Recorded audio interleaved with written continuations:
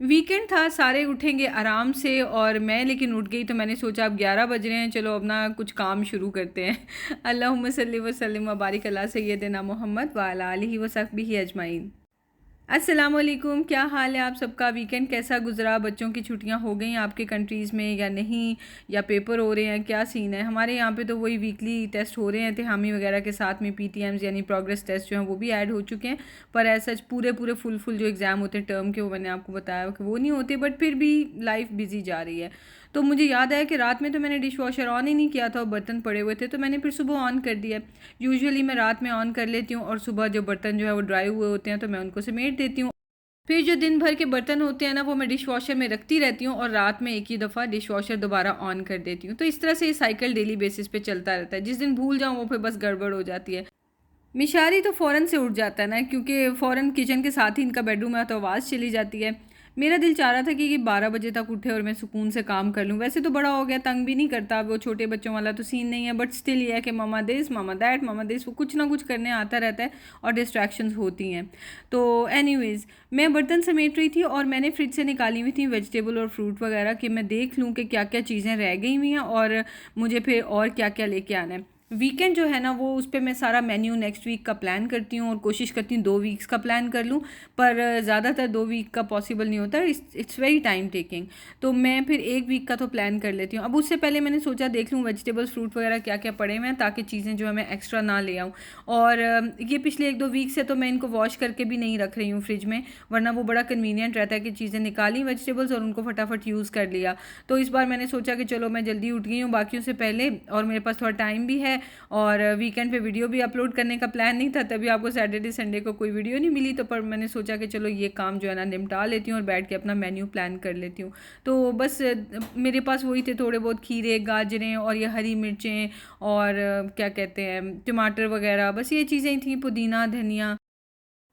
मुझे ना फ्रिज को ऑफ़ करके सारी चीज़ें निकाल के फ्रीज़र में से और फिर उसको साफ़ करना ये बहुत ही मुश्किल लगता है, और उसका इजी तरीका मेरे पास ये होता है कि मैं साथ साथ ना ज़रूरत के हिसाब से फ्रिज को क्लीन किए जाती हूँ, फ्रीज़र को भी क्लीन किए जाती हूँ। तो इस वजह से फ्रीज़र में और फ्रिज में फिर स्मेल भी नहीं आती है और साफ़ सुथरा भी नज़र आता है। तो अभी मुझे लग रहा था कि ये जो ड्रॉर्स हैं इनको क्लीन होने की ज़रूरत है, तो मैंने इनको क्लीन कर दिया। बाकी कुछ दिन पहले मैंने रैक्स भी क्लीन कर दिए थे। मुझे लग रहा था कि वो योगर्ट जो है ना, जब पैकेट खोलते हैं तो वो थोड़ी सी ड्राई होके ना, तो उसके से गिर जाते हैं ज़र्रे से, तो वो मैंने फिर फ्रिज के भी काउंटर्स क्लीन कर दिए थे।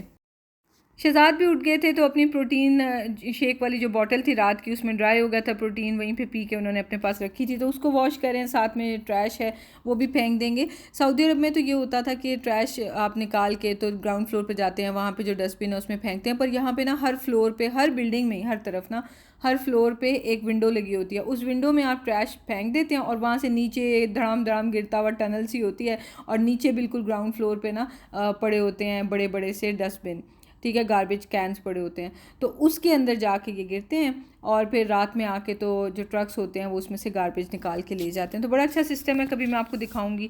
अच्छा, मैं ना एप्पल्स काट के छिलके उतार के उनको मैंने छोटा छोटा चॉप करके, तो पहले 1 मिनट किया, फिर 1-2 मिनट और करके देखा, उनको आपने ना सॉफ्ट कर लेना माइक्रोवेव में। उतनी देर में मैंने ये लिए ओट्स, और 1 कप और 1/4 कप ओट्स मैंने लिए हैं, ठीक है। और एप्पल जो है ना वो मीडियम साइज़ के आप 2 ले लें, मेरे पास एक्स्ट्रा लार्ज साइज़ के थे तो मैंने 1.5 ले लिए ना। अच्छा, तो मैं बना रही हूँ बहुत ही मज़े के एप्पल सिनेमन डोनट्स, और वो भी बहुत ही हेल्दी और बहुत ही मज़ेदार, तो बड़ा मज़ा आता है इनको ना। मैंने ओट्स, जो ये क्विक ओट्स होते हैं ना, इंस्टेंट ओट्स, इनको मैंने पाउडर बना लिया।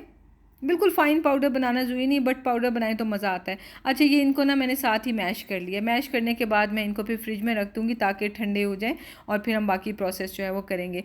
बहुत थोड़े से इंग्रेडिएंट्स हैं, मैंने ये लिए हैं ओट्स, और इसके अंदर मैंने ये 2 अंडे डाल दिए हैं और इनको मैंने मिक्स किया है। साथ में इसमें मैंने डाल दिया ये 1.5 चम्मच जो है ना बेकिंग पाउडर का, 1.5 टीस्पून, और 1 टीस्पून मैंने डाली है सिनेमन पाउडर की। तो ये सारे कप और मेजरमेंट मैंने की है स्पून की, मेजरिंग कप और स्पून से। अच्छा, उतनी देर में ये थोड़ा ठंडा हो गया था, तो मैंने इसको निकाल के इसमें डाल दिया, क्योंकि अंडे थे ना तो बिल्कुल गरम गरम डालती तो अंडे ही पक जाने थे। अच्छा, अब हमने इसको मिक्स कर लिया है। मिक्स करने के बाद ना अब डिपेंड करता है कि अंडे हो सकता है कभी साइज़ में छोटे हों या एप्पल्स का साइज़ में फ़र्क हो, उसकी वजह से ना हो सकता है बैटर बहुत थिक बने या थिन बने। तो मेरे हिसाब से मुझे 1/4 कप ऑफ मिल्क डालना पड़ा था बैटर को अच्छा सा रनी सा बनाने के लिए। तो आप देख लेना ज़्यादा डालना है कम डालना है। उसमें फिर मैंने थोड़ी सी हनी डाल दिया है 1 टेबल स्पून के करीब। आप चाहें तो आप इसमें चीनी डाल लें। तो मेरे पास ये पड़े हुए थे सिलिकॉन के मोल्ड्स डोनट्स के, तो मैंने इसमें इनको डाल दिया और अवन मैंने प्री हीट पे लगाया हुआ 180 डिग्रीज़ पे।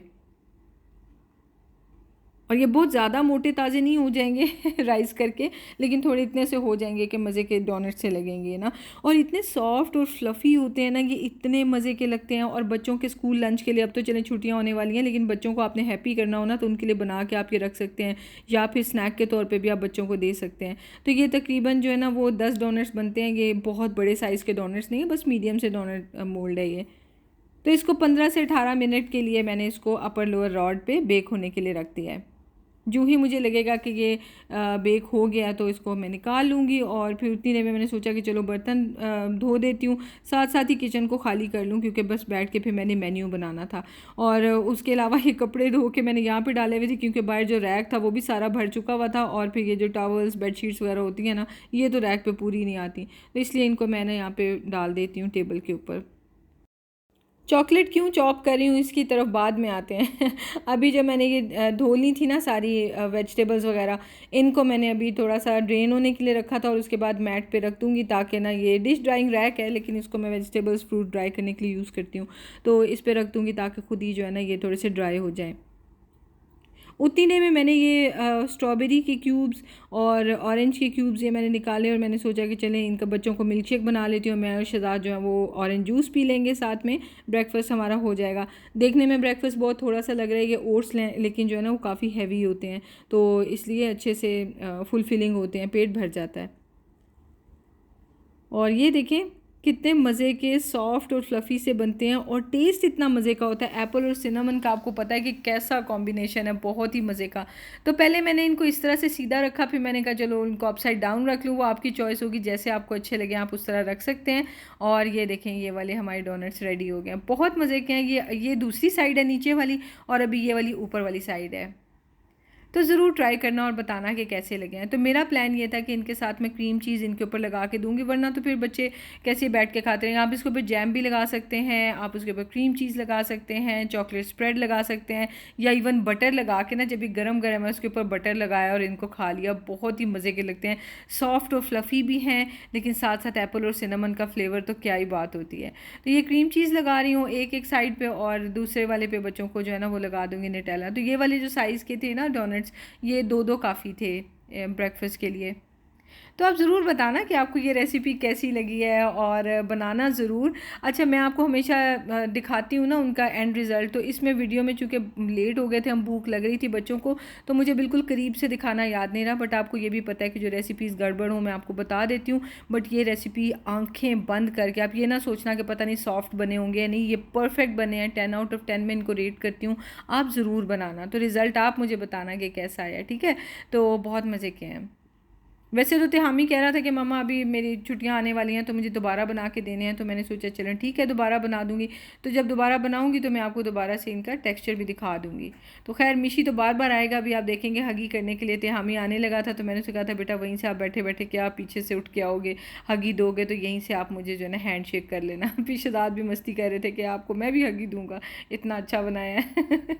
एनीवेज, तो हमारा ये हो गया ब्रेकफास्ट। और उसके बाद मेरा पता है क्या प्लान था कि मैंने ना वो अपने वीकली मेन्यू बनाने से पहले ना मैंने आइसक्रीम का इंतज़ाम करना है। आपको याद है कि वो आइसक्रीम बहुत क्रिस्टल वाली बनी थी, तो मैंने उसको निकाल के फ्रिज में रख दिया था ताकि वो ना प्रॉपरली डीफ्रॉस्ट हो जाए। तो मैंने सोचा कि उनकी ना मैं चॉक बार्स बना लूँगी, तो इस तरह से खाई भी जाएंगी, क्योंकि वो चॉक बार की फॉर्म में ना थोड़ी सी अगर क्रिस्टलाइज भी हुई है तो कोई फ़र्क नहीं पड़ता। मुझे आप में से बहुत से लोगों ने कहा कि इसको एक दो दफ़ा निकाल के थोड़ी सी पार्शली फ्रीज़ हो जाए तो आप इसको ब्लेंड करें और फिर उसके बाद डालें। तो ऐसे वो चर्निंग का बहुत ही लेम सा मेथड है, उससे उतना अच्छा रिजल्ट नहीं आता। या तो हमारे पास मशीन हो तो वो तब भी रिज़ल्ट अच्छा आता है, तो या मशीन ना होना तो मैं इतने फिर लंबे आपको पता है कामों में पड़ती नहीं हूँ। मुझे ये होता है कि फिर रेसिपी वो बने कि अगर आपके पास एक कोई फैसिलिटी नहीं है, जो कि मतलब एक आइसक्रीम मशीन लेके रख के करना क्या है, कितनी सी बनानी होती है, तो मैंने इसलिए कभी ली नहीं। तो अगर वो नहीं है तो फिर क्या फ़ायदा कि आप अपनी इतनी मेहनत करें, उसको फ्रीज़र में रखें, निकालें, फिर ब्लेंड करें, बर्तन भी गंदे करें और बार बार इसी पे मेहनत करते रहें। इससे बेहतर है कि बाहर जाके आइसक्रीम ख़रीद के खा ली। घर में बनाने का वो फ़ायदा है कि शॉर्टकट्स हों, क्विक हो, ईजी हो, मज़े की हों। तो मैंने इनकी चॉक बार बना के रख दिया और ये उसके बाद ये 1 सेकंड में चॉक बार बन गई है। Just kidding. ये फिर तकरीबन थोड़ा टाइम हो गया था, आई थिंक 2-3-4 घंटे हो गए होंगे। तो ये आइसक्रीम जो बन के तैयार हो गई थी, तो बच्चे एक्साइटेड होके आ गए थे और इन्होंने कहा था कि हम निकालेंगे ना इसमें से। मैंने कहा चलो आप इस काम पे लगो, तो मैं ना चॉकलेट मेल्ट कर लेती हूँ। मैं काफ़ी स्केप्टिकल थी कि पता नहीं बच्चे इसको शौक से खाएंगे या नहीं, लेकिन बच्चों ने माशाल्लाह ख़त्म ही कर दिया और शहजाद ने भी तो स्पीड लगाई हुई है, इतने मज़े की इन लोगों को लगी है। तो मेरा ये होता है कि मैं ज़रा शुगर को थोड़ा थोड़ा सा कंट्रोल में ही रखती हूँ, तो मैंने फिर एक ही दफ़ा चॉक बार खाई थी, ज़्यादा नहीं। तो चॉकलेट को मैं मेल्ट कर रही हूँ। मैंने नॉर्मल जो मिल्क चॉकलेट होती है ना वो ली है, साथ में इसमें मेल्ट होने वाली हुई है, तो मैंने ऑयल डाल दिया। पहले ही डाल लें, एक ही बात है। तो ऑयल इसलिए डाल लें क्योंकि ये इतनी क्या कहते हैं, थिक होती है ना चॉकलेट, कि आप इसको चॉक बार पर लगाएंगे तो ऊपर इतनी इतनी मोटी लेयर लगेगी चॉक बार की ना, तो इसको पतला करना ज़रूरी है। तो बिल्कुल फ्रोज़न मैंने ये चॉक बार्स निकाली हैं और इनको नीम गर्म से, ये चॉकलेट है तो इसको मैं डिप कर लूँगी ना, तो क्योंकि अब चॉकलेट को ठंडा करेंगे तो वो ज़ाहिर है सेट होना शुरू हो जाती है। सो यही एक तरीका होता है। तो जितनी देर तक मैं एक्स्ट्रा ड्रिप ऑफ होने दूँगी ना, तो उतनी देर तक ये उसके ऊपर सेट भी हो जाएगी चॉकलेट, क्योंकि अंदर जो चॉक बार्स हैं वो तो फ्रोज़न है। तो जल्दी से मैंने इसके ऊपर ये लगा दिए हैं। ये कैश्यू थे मेरे पास, काजू, तो इनको मैंने छोटा छोटा सा कूट लिया था, तो ये मैंने इसके ऊपर डाल दिया। इतनी मज़े की प्यारी सिल्की स्मूथ चॉकलेट बन गई है ना, ये चॉक बार बन गई है।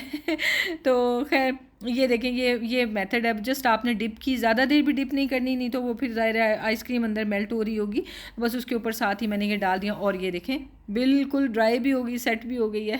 तो बस तिहामी को मैंने फिर बुलाया, क्योंकि ये ऐसी चीज़ें होती हैं कि बच्चों को बड़ी एक्साइटमेंट होती है ना। और फिर हमारे फैमिली के वीआईपी जो हैं मिस्टर मिशारी, उन्होंने भी हमें ज्वाइन किया, क्योंकि मिशी ने देखा कि ये तो इल्ली को बहुत मज़ा आ रहा है तो मैं भी करूँ। अच्छा, वैसे बहुत से लोग पूछते हैं तिहामी को इल्ली क्यों बोलते हैं। जब मिशी छोटा था ना, तो मैंने उसमें उसे सिखाती थी भैया, तो वो बोलता था अय्या। फिर उसके बाद जो है ना वो तिहामी, तय, इस तरह से हम उसे कहते थे, तो उसे बोलना नहीं आता था, तो कहता था इल्ला। तो वो इल्ला मुझे नहीं ठीक लगता था बोलना, तो फिर इसको हमने कहा कि तिहामी है ये, तिहामी, तो फिर कहता है इल्ली। इस तरह से ये हुआ था सारा सीन। अच्छा, ये देखें जी, ये हमारी चॉक बार है, कितनी मज़े की बनी है, माशाल्लाह माशाल्लाह।